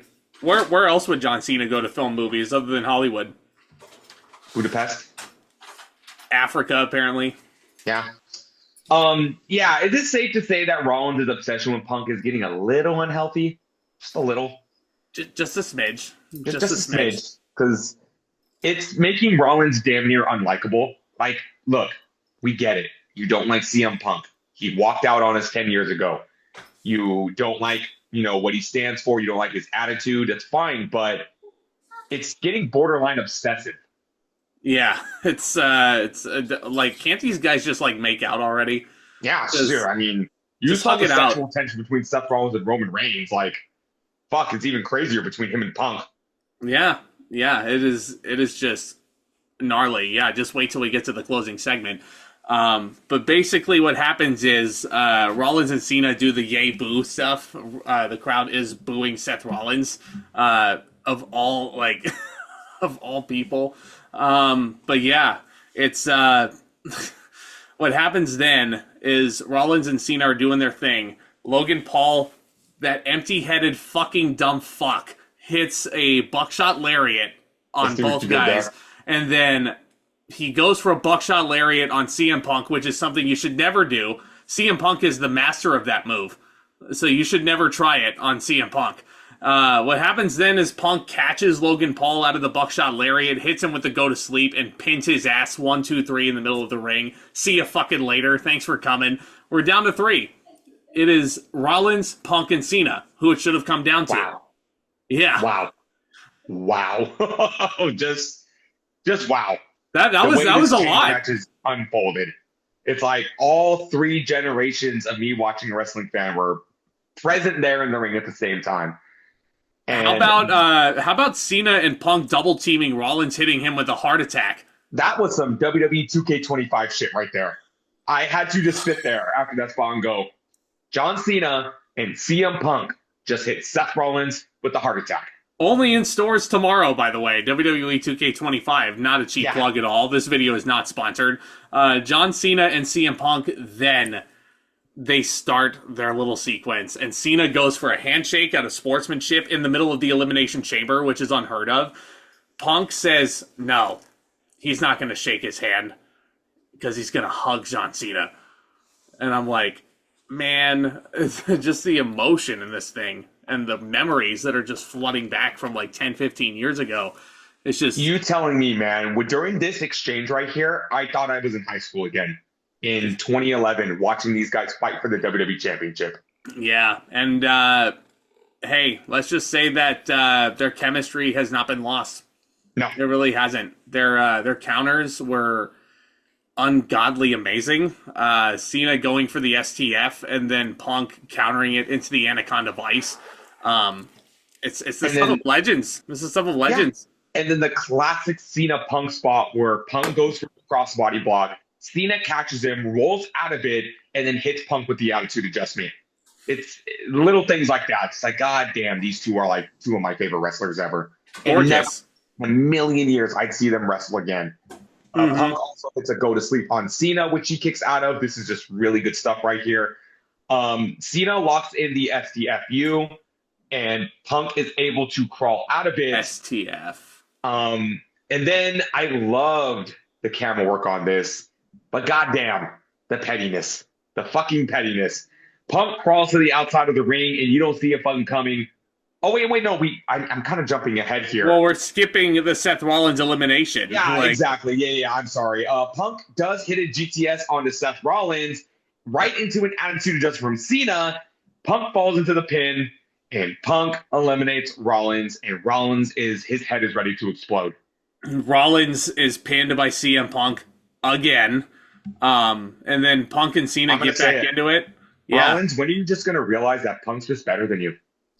This is the second time he's pinned you. When are you going to realize that CM Punk is not, in fact, a cancer? Get out of my company, you cancer. Like, you just look at Rollins' face, and he's ready to explode. He can't accept the fact that CM Punk has his number. And we think Rollins is out of the equation, but like I said, Cena and Punk fight a little longer. There's an attitude adjustment. There's a GTS. And as Punk is trying to escape from the STF, he pushes Cena off. He goes for refuge at the ring apron, and then out of fucking nowhere, you never see it coming, Rollins hits a curb stomp onto Punk. And the only thing I had to say about that was, Rollins, you were a bitch for that. You were 100% a bitch for that. And people call CM Punk petty for some of his comments in AEW. Like, Seth Rollins has no right to be upset with CM Punk. He lost to him fair and square. There was no bullshit. There were no low blows. There was no thumb to the eyes. There was no pulling of the tights. None of that. CM Punk straight up beat Seth Rollins. And if you want to take it a step further, Punk pins Rollins off of Cena's attitude adjustment. So why aren't you mad at Cena? Don't hate the player, homie. Hate the game. Yeah. So he curb stomps him, and I just think, Rollins, you're a bitch for that. Not only because CM Punk was my pick to win this match, you are just a petty little bitch for that. So we should have seen the clues way sooner, by the way. John Cena, the normal John Cena, rather, would not have taken these shortcuts. He would have been like, "Oh, how dare you, Seth? How dare you? How dare you get how dare you get water on my kitchen floor?" If this was if this was 5 years ago, Cena would have gotten up, thrown Rollins through a pod, attitude adjusted him on the outside, threw him out of the ring, and then waited for Punk to get up and said, "We're gonna do this shit right. I'm not taking any help from anybody." But no, Cena was so eager. Pulled Punk into the middle of the ring, locked in the STFU. He's squeezing and he's telling Punk, "I'm sorry." And Seth is yelling, "Die! Die!" Just a little obsessed, don't you think? A little obsessed. Punk is fighting. He's fighting to get out of the submission hold, but he passes out. John Cena wins his last Elimination Chamber match.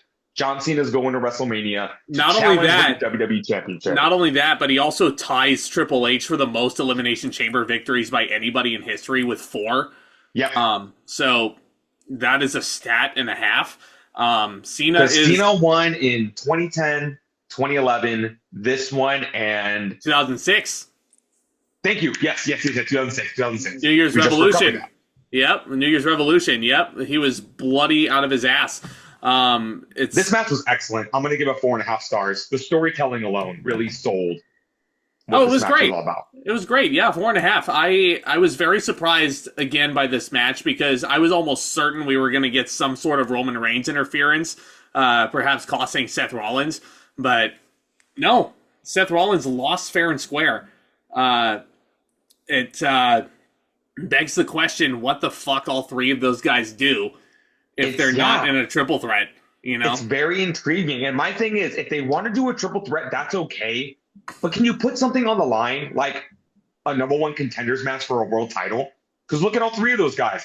Punk's been wanting the world title. CM Punk is dying to get back the world title. You don't think Roman Reigns wants his WWE Championship back? They all hate each other for the same reason. Put a number one contenders title shot on the line. It's just, I just can't get over a three-way just for the sake of having a three-way. If they do it, fine. There's nothing I can do about it. But I just think three ways, there should be something on the line.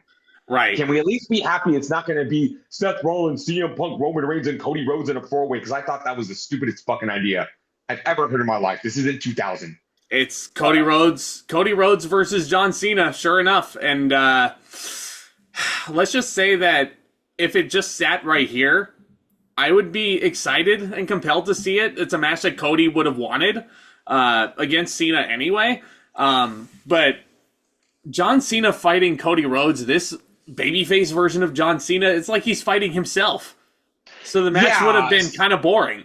So when Cena won, I was like, it's not what I wanted. Yeah, it's a dream match. Yeah, it's a WrestleMania main event match for sure.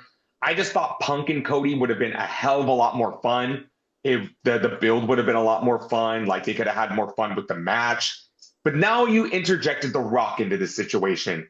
And The Rock wanting Cody's soul. So I looked Should we just get into it? I just want to give my thoughts about it real quick. Like, Cena won the chamber. It's going to be Cody and Cena. I'm like, okay, that is a WrestleMania main event. Is it the WrestleMania main event I wanted? No, but I'm not going to complain about this. It's going to be fantastic. So Pyro goes off, and then Cody's music hits. Cody comes out. Him and Cena embrace. They look at the sign like, hey, me and you for the title. Let's go. Let's fucking do this. And then The Rock's music hit. But The Rock is not alone because he brought along Travis Scott. Okay. Like, who? It doesn't matter if you don't know what he is. He's a known rapper among everybody else. So this is going to play a part. So Travis Scott comes out with The Rock, and I'm like, okay, fine. Like, it's celebrity mainstream appeal, like, whatever. The Rock is the kind of person that would bring a rapper like that into the ring. The Rock comes out. I don't know why I'm laughing already. This is no fucking laughing matter. I think I'm just laughing because during the segment, Travis Scott is in the corner doing fucking random shit. I'm just using laughter to cope with what happens next. Okay? He's lighting sage in the corner, all while The Rock gets into the ring and he caresses Cody's face. And I'm like, I don't care if he's The Rock. If my boss touches me like that, I'm calling HR. Yeah. Like, don't molest Cody in the middle of the ring, please. Don't do that. Like, just the way he did, he was like, Cody, I want your soul. And Cody's face said, always like, oh, like, fucking hell, where is HR in this place? The time has come. I want you to give me an answer. Now is the time.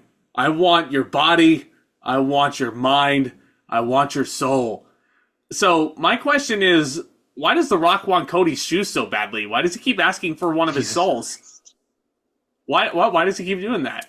This is almost like when Roman Reigns and Undertaker were fighting over a yard. You get out of my yard. So Roman Reigns, I got Roman Reigns on the right. The Rock does not say he wants Cody's body, but I could have swore he was going to say it the way he was talking to Cody. But he wants Cody's answer. He said, will you embrace the final boss? If you accept my offer, the American nightmare lives forever. But if you say no, the dream dies again. I'm like, Rock, you are a son of a bitch. Because let me tell everybody, The Rock was on SmackDown. He tried to present Cody a belt. It was a weight belt that said Cody's soul, and it had the date of when Dusty died. Yeah, that uncalled for. Uncalled for. That one I would have called HR for. That's for sure. But Cody finally speaks, and he said, my soul does not belong to me because I gave my soul to this ring and to these people a long time ago. And it was almost an inevitability that Cody was going to say no. And like the way it was scripted and the way Cody said it, like he was trying to make you think that he was going to join up with the final boss, but no. No, I knew Cody wasn't going to do it. And then... And let's say it together. Hold on. Cody No. Go fuck yourself! Me and my two friends that were watching this show with me, we all collectively went, oh! And okay, correct me if I'm wrong. That has to be the first time in WWE history an uncensored F-bomb. They didn't censor it. They did not censor it at all. And key to this, because John Cena has not left the ring. He has not left the ring. He has stayed there. And this is where his goofy ass expressions come into play too. Because he's sitting there like, come on, Cody. No. Don't do it. Because think about it. WrestleMania, right Even there. in the chamber, Cena was doing it. Remember how we made fun of Cena for like looking at the ground like he's never saw it before? He was doing it in the chamber because he would look at Punk, and then he'd look at Rollins, and then he'd look at the Mania sign like, oh, if I beat him, and I beat him, I go there. I go there. Oh my God. It's the ground. If my feet touch the floor, I'm eliminated. And I don't go to WrestleMania. Cena, we love you. No, I take that back. Cena, we don't fucking love you. So Cody tells Rock to go fuck himself, which was awesome. And meanwhile, John Cena's like, yeah. Also, I've heard people saying like, oh, what's better, that or when Christian Cage say it? I don't give a fuck about Christian Cage saying it. I'm sorry. Yeah, I'm going to be a tribalist right now. I don't give a flying fuck that Christian Cage said. Nobody cares about that. It was pretty cool, though. I thought it was pretty cool. That's not... You don't come fucking compare it to this. Cody Rhodes telling The Rock to go fuck himself. That was fucking sweet. And honestly, for the first uncensored F-bomb, this was the perfect time to do it. And Dwayne was so offended by this. Like, he looks at Cody and he's slowly dropping his arms and he's like... But at the same time, you saw the smirk on Rock's face that was Miller like, all right, Cody, have it your way. You are in for a world of pain. Because Cody says what he says. He looks at Cena and says, we're going to do this shit at Mania. They dap it up. They hug. Cena looks down. He looks up at The Rock. And he has the most stone face ever.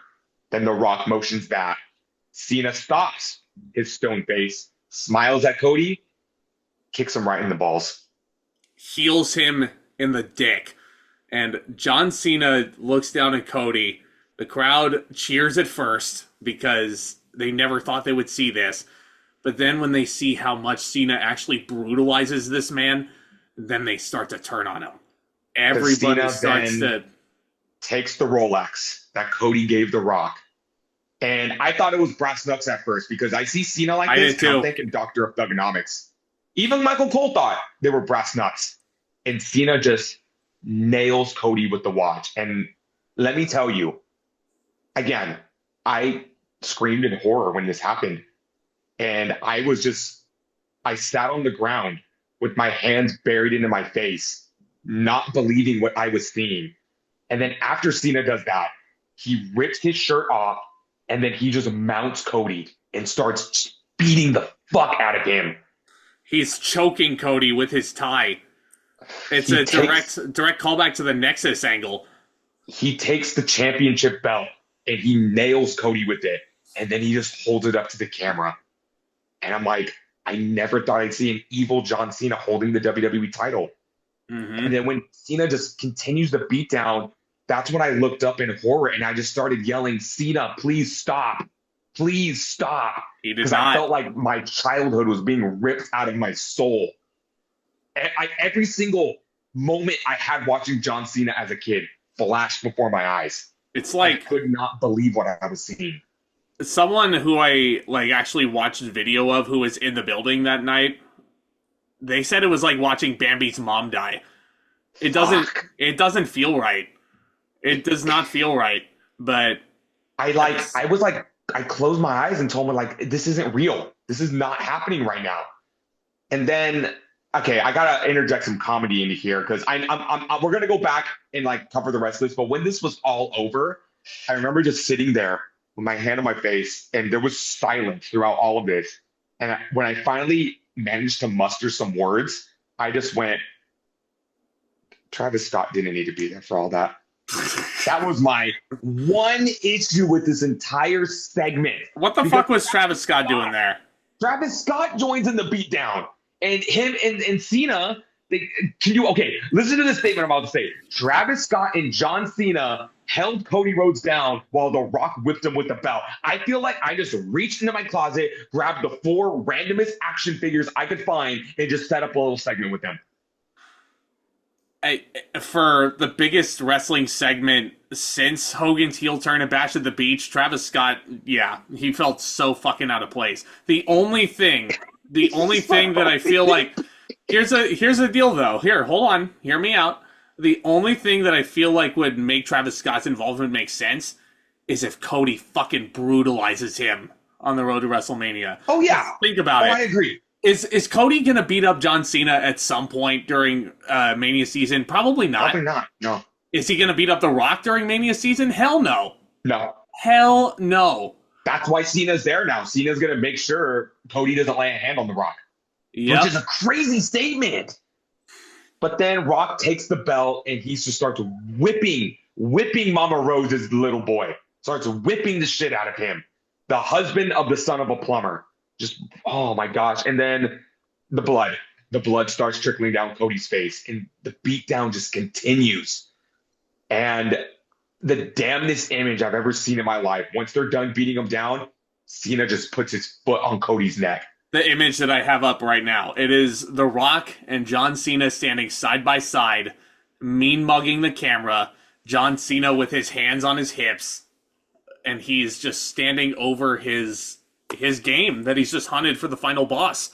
John Cena has sold his soul to The Rock. And let's not forget the commentary, because when the commentators did muster up something to say, Michael Cole made 2 very good points. Number 1, why does Cena need to sell out? He's John Cena. He's on his retirement tour. He has made the whole world happy with his good deeds. He's won 16 world titles, but that's the thing. Why? Cena is desperate. Yeah, I got 2 words for you. Number 17. John Cena is desperate to break Ric Flair's record. So desperate that he's willing to sell his soul to The Rock, the very man he mocked 15 years ago for leaving the business to go do Hollywood. Cena became the very thing that he used to criticize. Mm-hmm. And now he's aligning with him. And then Michael Cole, even too, he was dropping stuff that was very shocking. Because Wade Barrett said, you said it yourself, Cole, like Cena was desperate to even stoop to the lowest to get number 17. And Michael Cole said, but to stoop to this shit? Yeah. Michael Cole said shit on commentary. Yep. That's how the gravity of this segment was. He sure did. Yeah, Michael Cole is allowed to be himself, and lo and behold, it adds so much to the presentation and the commentary. So Cena and Rock and Travis Scott, I can't believe I'm saying that, leave together. No, I'm just deleting Travis Scott from the equation. Basically, it's Rock and Cena. I want to talk about that real quick, though, because it's just a glaring inclusion in this segment. My issue with it, because I've seen people defend it and be like, oh, well, The Rock is the kind of person that would have a scumbag celebrity with him to do it. But this is such an important moment in wrestling history. This is not the time to be rubbing elbows with celebrities. I'm sorry. This is not the time or the place. Like, this is not the time for clout. Because when we look back at this segment, we're going to be like, oh my God, John Cena turned heel with The Rock. And you're still going to remember when Travis Scott was there and he was in the corner and he helped with the beatdown. Like, I don't want that there. I'm sorry. I really don't want that there. At the end of the day, sure, yeah.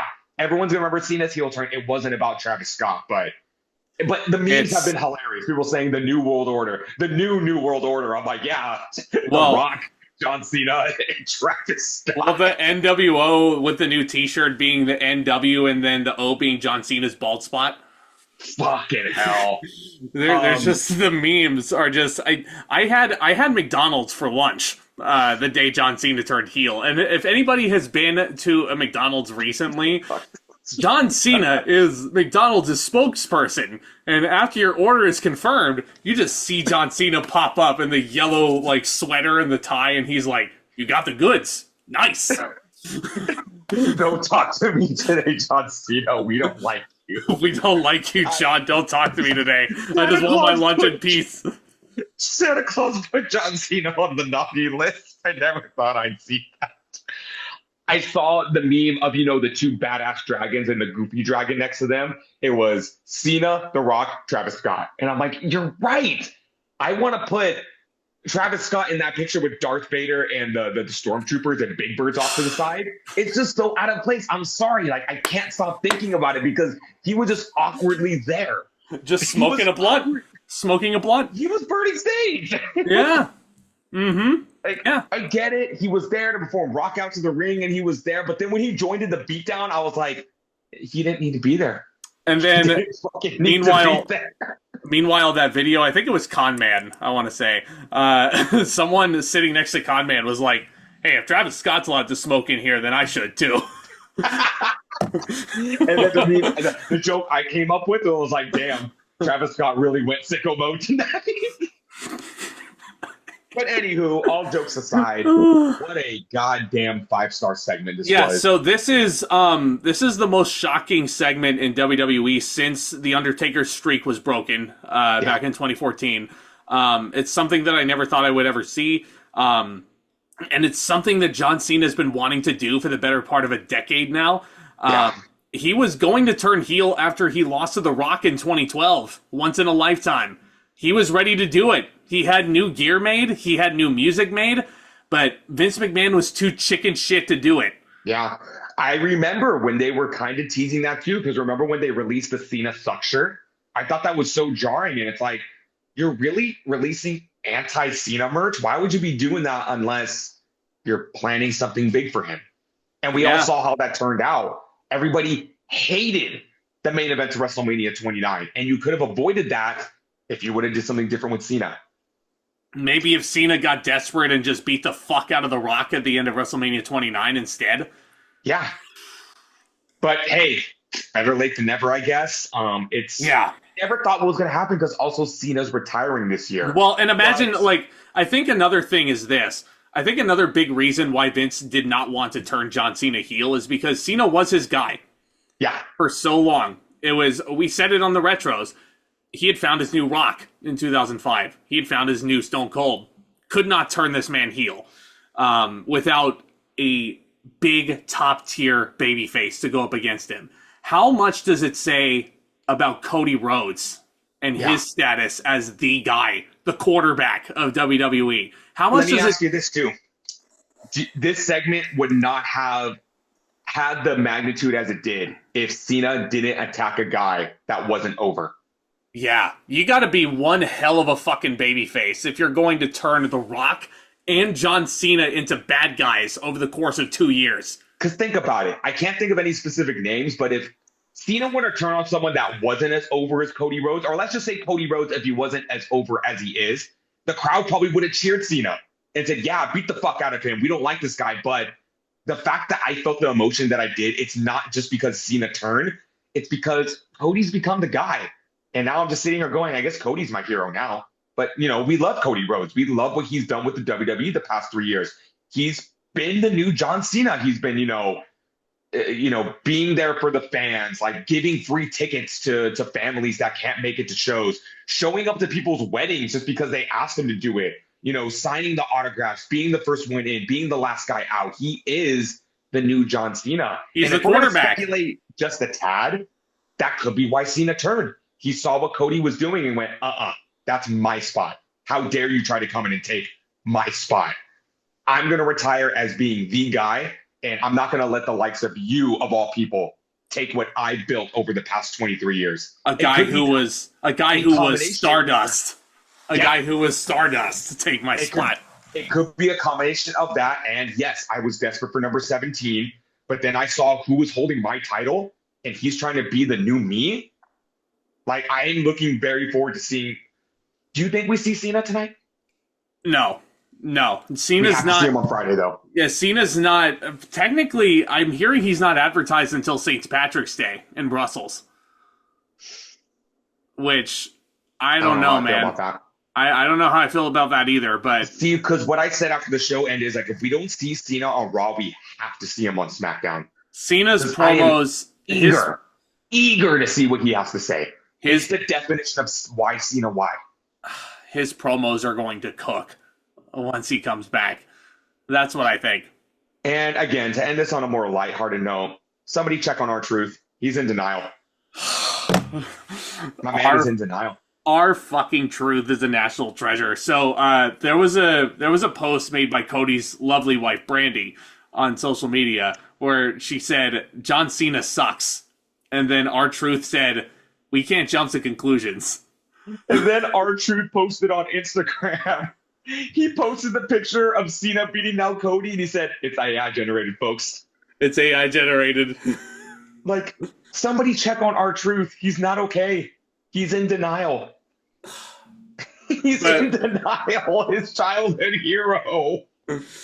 But my question is, are you okay now that we've talked about it? No, I'm not. Will you ever be okay? You got to give me a few weeks, man. This is... Oh, man. It's... Professional wrestling, ladies and gentlemen, is the greatest thing in the world. I can't think of another sport that could bring out joy, frustration, anxiety, sadness, depression, all in one. Because, you know, nothing against sports fans. Yeah, I've seen the emotion come out of wrestling fans. I mean, not wrestling, that's out of sports fans, whether it be baseball, basketball, football. Maybe your favorite team won, you know, the championship. It can bring out that emotion. But name another sport other than pro wrestling where a guy that you looked up to for years and years and years just turns on you like that. I can't think of another one. Crazy. With that being said, after a lot of thought and consideration, and you know what? Yeah, you could hand a lot to the segment. I'm giving Elimination Chamber 9.5 out of 10. Damn. I'm going 9 out of 10. I don't know if I mean, I love the show, but it's certainly going to go down as one of the all-time greats. Like, that ending segment will be replayed over and over again for years to come. I'm going to go rewatch that angle at some point today because it was just so well done and so well executed. Yeah. But, hey, the sky's the limit now. We're really on the road to WrestleMania. If people were, like, sour this WrestleMania season after the Royal Rumble because they felt it was kind of lacking. First of all, be patient. You guys were saying that when one match was confirmed. The Jey Uso haters are full in effect right now. And I don't care if Cena turned heel. I'm going to be yeeting my ass off when Jey wins the World Heavyweight title. Yeet. Yep. And we know he's going to. We absolutely know he's going to. But keep your eyes peeled for that review, of course. I guess we got to talk about AEW as well, because I forgot Revolution was next week. Poor Collision. Poor Collision was, it's literally... Collision took place at an arena that's like 20 minutes away from my house. And I decided not to go because I wanted to watch Elimination Chamber live. AEW really has to start rethinking this Saturday Night Collision thing. Not trying to sound like a tribalist here, even though I did a few minutes ago. Nobody was talking about Collision. And, now we got to talk about Jon Moxley versus Cope. Now we got to talk about the chonk in a tag match. What if, shut the fuck up, they are not wrestling on that pay-per-view, are they? Big Boom AJ is teaming up with Mark Briscoe and Orange Cassidy against Johnny TV and Mansois and Massey. Well, thank God WrestleMania is coming up. We're going to be talking about AEW Revolution. We're going to talk about WrestleMania. It's WrestleMania season, the most wonderful time of the year. I can't wait. It's full in effect. My blood is pumping. The juices are flowing. I'm ready for WrestleMania. This is the last current WWE pay-per-view we'll be looking at before WrestleMania. So let me tell you this going into WrestleMania. Get your popcorn. Get your Stromboli. Get yourself some orange juice. Kick back and enjoy the show. It's still almost 2 months away. But I can't fucking wait. I can't wait. I want it to be tomorrow. Orange juice? Yeah. Why orange juice? Why not? I don't know. I like how you pointed out that I said orange juice, but you said nothing that I said get your Stromboli. Yeah. Stromboli seems more likely to drink at a WrestleMania party than orange juice, unless you're having alcohol with it. Sir. Yeah, I know. Yeah, but we also got retro reviews to do. John Cena's a babyface on all of those. Don't forget. But yeah, hit that subscribe button if you're new. Tap that thumbs up. Hope y'all are doing okay.